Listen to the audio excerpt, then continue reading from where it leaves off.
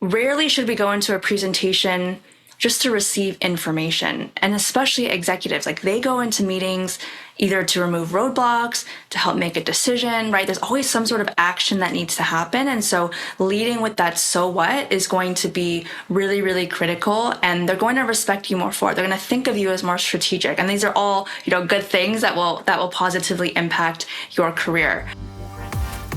Welcome to Think Deeply, Speak Simply, the podcast that explores the art and science of business communication.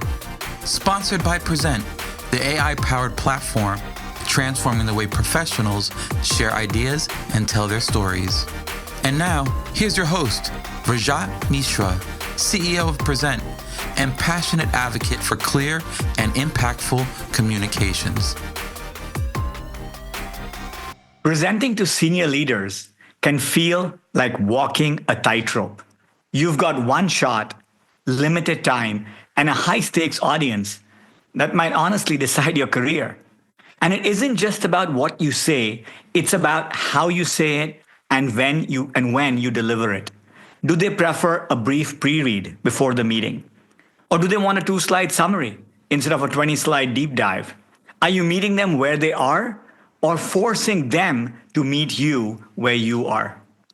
As George Bernard Shaw said, the single biggest problem in communication is the illusion that it has taken place. It's not enough to just send the deck or hold the meeting. You have to ensure the message truly lands.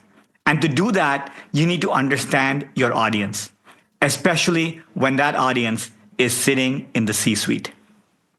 In this episode of Think Deeply, Speak Simply, we are joined by Lorraine Lee, LinkedIn top voice with over 300,000 followers and the author of Unforgettable Presence. She has made a career out of helping people become more effective and impactful communicators. Lorraine shares tactical insights on how to customize your content and your delivery style for senior leaders, and why a one-deck-fits-all approach is a fast track to being ignored. Lorraine, welcome to Think Deeply, Speak Simply. It's a pleasure to have you on the show. Thank you so much for having me. I'm very excited. All right, Lorraine, let's get started with executive communication. So it almost feels like its own language, right? So why is communicating to senior executives so different from other types of communication? I feel like you named so many good reasons in your introduction. It's hard, right? It is very different. And I think, for me, when I think about communicating to executives, one of the things that I think about first is their lack of time. They have so many things going on, so many things that they're thinking about, people they have to manage, goals they have to hit. And so when you communicate with them, you have to make sure that it's really going to hit because, again, they don't have very much time for you to get your point across. And, in addition, related to that, the context switching is key. So they're not only lacking time, but okay, they're jumping from thing to thing to thing. So you really have to be precise. You have to help them get up to speed quickly and then get to the point quickly. So in all the people you've trained and spoken with, Lorraine, what are some of the common mistakes people make when they present to executives? Well, I definitely made one of the most common mistakes that people make. And so I worked at a presentation platform previously, and I had the chance to present to the CEO my new strategy for the team. And I was so excited. I have this really nice presentation laid out. I practiced a ton, and I walk into the meeting and I'm getting ready to go through the whole deck. And just a few minutes in, I start getting interrupted. The CEO has a ton of questions for me. And so, I thought it was going to be, I present my presentation and then they're going to ask questions afterwards. And it's going to be a little bit more of that one-way conversation. I talk, then you talk. But I think what people forget is that executives, they want that Q&A. They want that back and forth. So it doesn't mean if you're interrupted that you're doing a bad job. It just means, again, time is limited. They're trying to get to the point and trying to understand what it is that you need from them or what the main point is. And so to prepare to be interrupted and to make it more of a dialogue rather than you just, expecting to give your 10 to 15 minute presentation with no interruptions. I hear you, Lorraine. I remember in corporate America, I've had many presentations where I've got interrupted and you cannot tell them the answer is coming. You have to Yeah, answer yeah. their question, and that's one of the worst things you can do.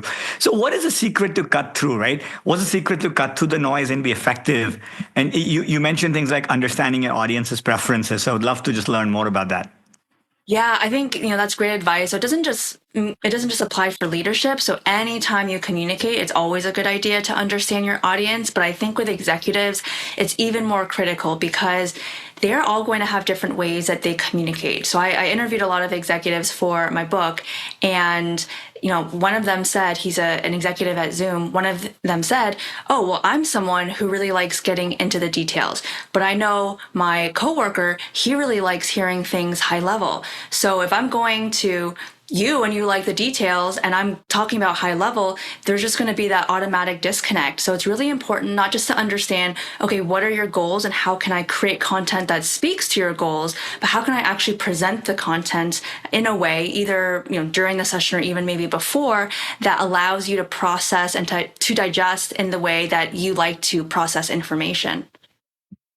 That's a great point. Usually you're presenting to groups, right, Lorraine? So what if there's a group where there's one exec that likes something high level and someone likes something more detailed? How do you present to that group?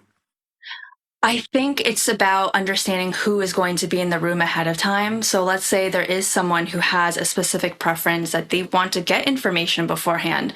I would personally, it's a high stakes situation. Like, I would personally prepare and make sure that that person has what they need.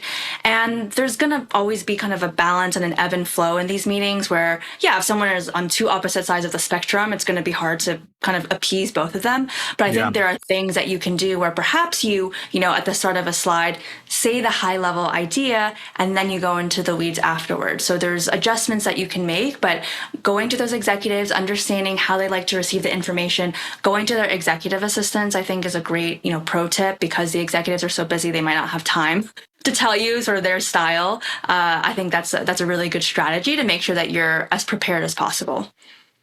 Yeah, love that pro tip. You're right. If you can make the exec assistants your best friends, you learn a lot about the Yes. execs, and it's a Exactly. key to success. You mentioned the power of pre-reads. Tell us a Yeah. little bit more about what is a pre-read and how can our listeners use it in their executive meetings. I love a pre-read. I am more introverted as well, so it's really helpful for me to have the information ahead of time. And so what a pre-read is you're essentially laying out what the person needs to know before going into the meeting. So giving them the context. I think so much of, a boring presentation, I guess you could say, is when you show up and you're sort of you're saying things that someone could have read more quickly, right? So a pre-read allows you to kind of set up the scene, again, provide that context, and so that everyone is coming into the meeting on the same page. And so that, again, like, that preparation is key. I feel like so many meetings, bad meetings and bad presentations come from a lack of preparation. So the pre-read is also a great tool for you to think more deeply as the presenter before entering the meeting, when you have to write out your ideas and be really concise and be really thoughtful about, okay, there's limited time here and I need to only include the key information. That's going to help you become a deeper thinker and also make the presentation during the live time that you have together, I think, a lot more impactful. Now, I didn't think of that, Lorraine, but it's a great point. It not only helps the audience, but helps you prepare more and think through your content. One of the things we found sometimes is when you create pre-reads, execs are so busy, they don't read any of it, right? So do you have any pro tips on how do you make sure that some of that content gets consumed? Because I hear you, if someone reads the pre-read, it'll be a more effective meeting. Yeah, I think it's sort of what we talked about before, where, okay, let's say they're well, hopefully if they know it's an important meeting, they're going to read the pre-read. But some people, maybe, they prefer a video summary and they want to listen to things on the go. So providing those different options for people, I think, is not a bad idea. Yeah, love that. And then let's talk about making executive ready slides, because a lot of this is presentations. Any hot takes or tips you have for on the particular slide? What should people do and don't do to make sure execs can absorb it the best? Yes, ooh, I have so many ideas for this. Okay, so first one is the headline of your slide. I feel like so many people miss this opportunity to convey something with a headline. So, for example, a common headline might be, okay, Q3 marketing results. How can we take that a step further? Need more marketing budget because of X, Y, and Z. That can be your headline, right? Like, what is the main point? So that if an executive does not read what is on the slide, at least by reading the headline, they have a sense of what you're about to talk about and what you want the takeaway to be. So I feel like headlines are a really missed opportunity. Again, and if executives are reading quickly because they're lacking time, the headline is going to be what jumps out to them. So that's the first thing that I would say.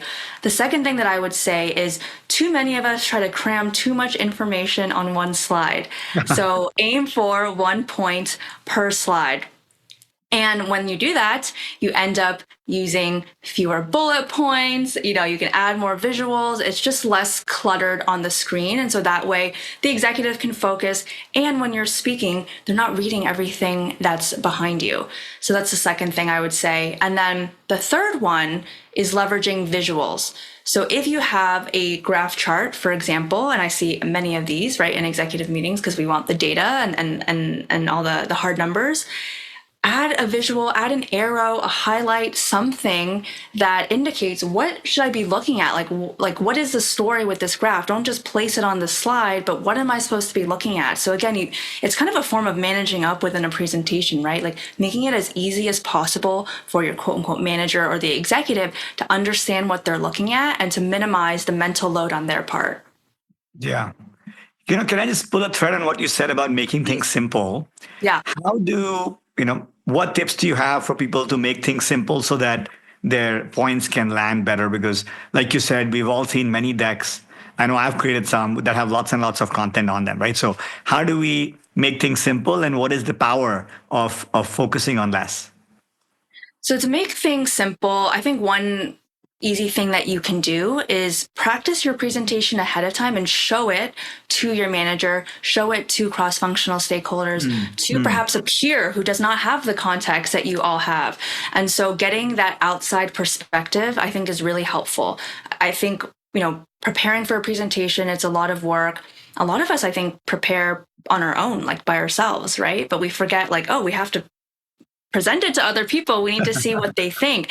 And so that, I know that's something that's helped me a lot in my sessions. Anytime, whether it's a smaller team meeting or a meeting with executives, I'll talk to my manager, I'll walk it through, and there will always be suggestions of things that I can change because that manager perhaps better understands what's important to the executive, has just been there longer, has more experience. And so I think getting that feedback is one really impactful way to help simplify things, remove the jargon, remove the things that aren't necessary, and then also clarify anything that might be confusing.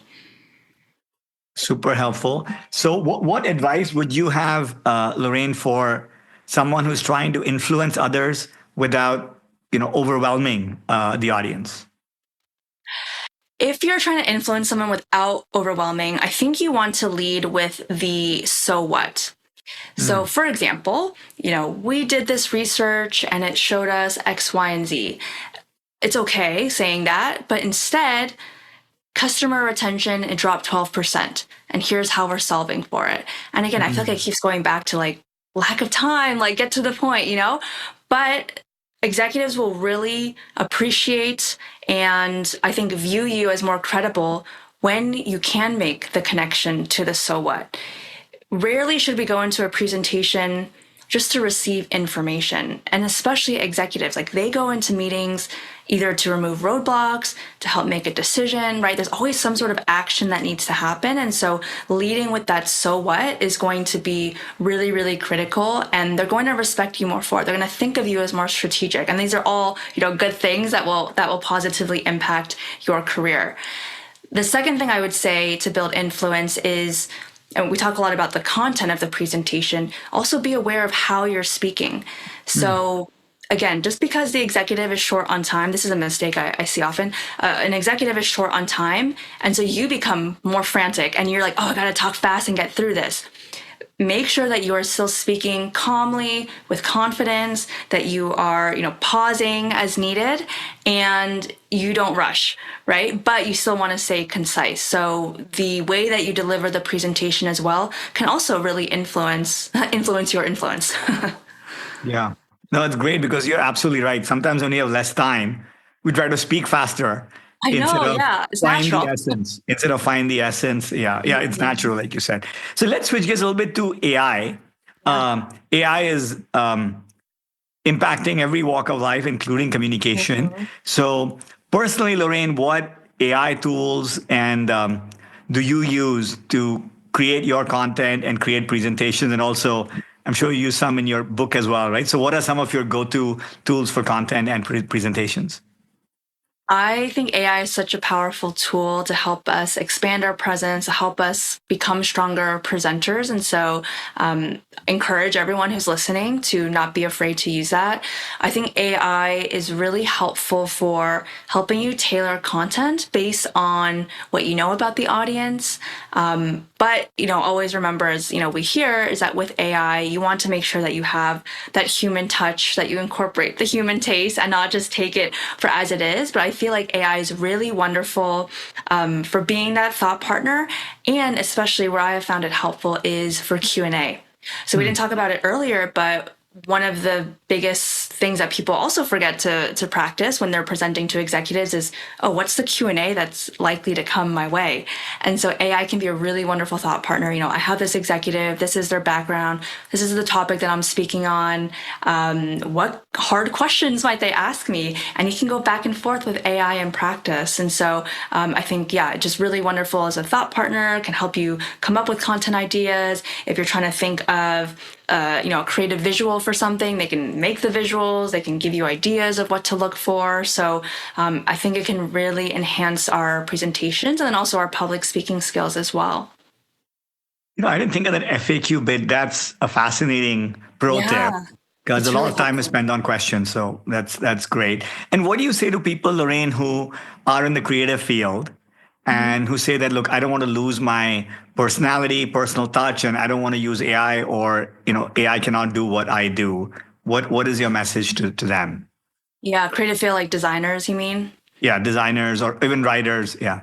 Sure, yeah, writers too, yeah. I think it's what I said before about that human taste piece. I think AI can execute a lot of things, but there's just something, with the human mind in terms of creativity. And when you're a writer, like knowing the nuances of how to play with words and the punctuation and the pacing of a sentence, like all of that is nothing that AI can replace. And so AI, I think from a basic perspective can like execute those things, but the nuance and touching on the emotional piece, I feel like that is very human centric. And so, again, like AI is a great companion, but should not be like the end all be all for these outputs that we have. Yeah. I love that, Lorraine. And I love the word you use, taste, because we as humans, we have taste and, like you said, Yes. nuance, and AI can execute and make us more efficient. Um, and but not replace kind of that human taste aspect, Yeah. right? Well, I'm curious, what have you found? Obviously you're very, you use AI a lot with presentations, and what have you found most useful with it? I mean, for us, we define it as two different things. One is efficiency. I think that use case is obvious. We can all do more in less time, and all the mundane tasks, like you said, the execution can be done. But what we are finding is where I think AI is truly transformative is to do things we didn't imagine possible. And like, for example, I would love to on LinkedIn be able to reply to Ah, all tens of thousands of connections that I have when they yes. post something about me, but it's just not possible. But maybe with a trained AI, you Yeah. can do that, right? So to me, I think the part that's going to really take AI to the next frontier is things that we didn't think possible would be possible, Yeah. and it'll just make the world a more effective and efficient place. Yeah, I agree. It's exciting to see what will come, and a little scary, but exciting too. Yes, yes. So, Lorraine, let's move to the my favorite section of the Yeah. podcast, which is the quick fire. So, I Ooh, have okay. 5 questions for you that you Yes. haven't heard before, and Correct. I'm just going to ask you the question, and the first phrase that comes to your mind, just let us know. Okay? All right, I'm excited. Let's do it. Okay. Ready? Yes. All right. What's one word you would use to describe the art of communication? Oh, um, clarity. How is AI changing the way we communicate in a phrase or a sentence? It's helping us communicate faster. Okay. If you could give one piece of advice to someone preparing for a big presentation in a Fortune 2000 company, what would that piece of advice be? Practice more than you think. When you are confident, you build the confidence through the practice, knowing your material, and that's when it comes across more naturally. Great, great. Thank you. And when you think of your own life, Lorraine, what is something you wish you knew about business communication when you started your career? I wish I knew how significant it could be in growing your career quickly. I started public speaking or really doing it with a lot of focus in 2021. And of course, we're always communicating in every day through business, but public speaking in particular, didn't do it until 2021. And wow, it's just had such an outsized impact on my career. And so I always like to encourage people, even though it's scary. I know it's scary. It also is very rewarding and can really take you far. Awesome. Last question. What is the most common communication mistake you see people make when they're trying to communicate their ideas? Gosh, not understanding, not knowing or understanding their audience. Not understanding their audience. Thank you. Great, great answers, Lorraine. I love you use the word clarity. I can definitely see that in all your answers today. So that's awesome. So Lorraine, thank you so much for your insights today. In a world where attention is currency, tailoring your message to the minds that matter most is a competitive advantage. And as you reminded us, great communicators don't just talk, they anticipate, they adapt, and they deliver with clarity. This episode and all your advice today, Lorraine, is a cheat code to get heard at the top. So before we wrap up, Lorraine, any final thoughts for our listeners? And where can they connect with you to learn more about you and your work? Yeah, I'm excited for all your listeners to continue to refine their communication skills. It's the foundation of business, right? So you can never learn too much on this topic. You can find me on LinkedIn under Lorraine K. Lee. I have a weekly newsletter, Career Bites, that you can also subscribe to as well on my website. And then check out my book, Unforgettable Presence. Thank you, Lorraine. Thank you so much for joining us. This was a great episode. Next week, we'll continue exploring the art of communication and leadership with another incredible guest. Until then, let's think deeply and speak simply. See you next time.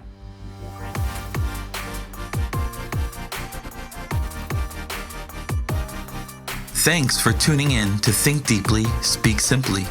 This episode was brought to you by Prezent, your secret weapon for brilliant presentations. Visit Prezent.ai to transform how you communicate. Until next time, keep thinking deeply and speaking simply.